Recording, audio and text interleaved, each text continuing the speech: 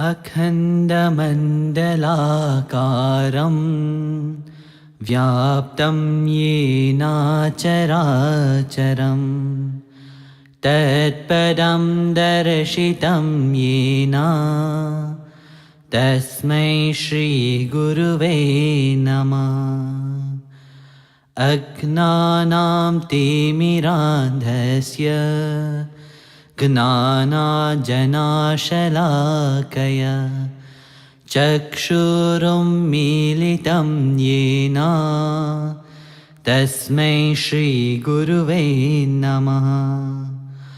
गुरुब्रह्मा गुरुविष्णु गुरुदेवो महेश्वरा गुरु साक्षात् परब्रह्मा तस्मै श्रीगुरुवे नमः।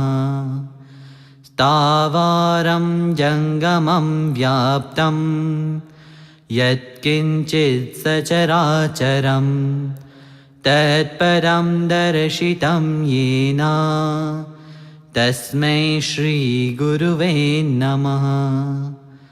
बाबाजी व्याप्ति यत्सर्वं त्रैलोक्यं सचराचरं तत्पदं दर्शितं येन तस्मै श्रीगुरुवे नमः। सर्वश्रुतिशिरोरत्ना विराजितपदं भुजा वेदान्तं भुजसूर्यो तस्मै श्रीगुरुवे नमः।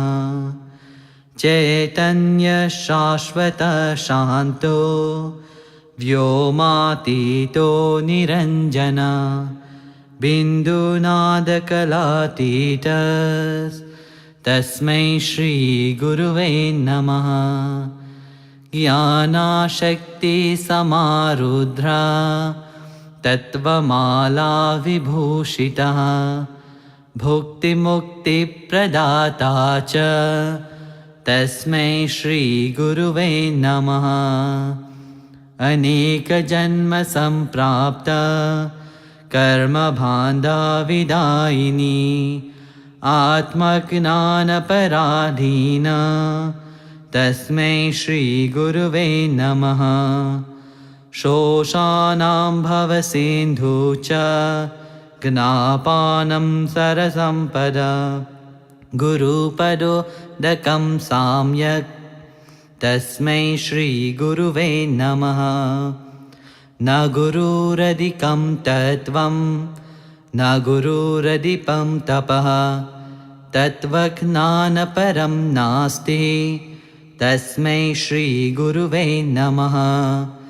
मनथा श्रीजगन्नाथा मद्गुरु श्रीजगद्गुरु मदात्मां सर्वभूतात्मा तस्मै श्रीगुरुवे नमः। गुरुरादिरनादिश्च गुरुपरमदेवतं गुरुपरतरं नास्ति तस्मै श्रीगुरुवे नमः। त्वमेव माता च पिता त्वमेव त्वमेव बन्धु च सखा त्वमेव त्वमेव विद्या त्रविधं त्वमेव त्वमेव सर्वं मम देवदेवा त्वमेव सर्वं मम देवदेवा।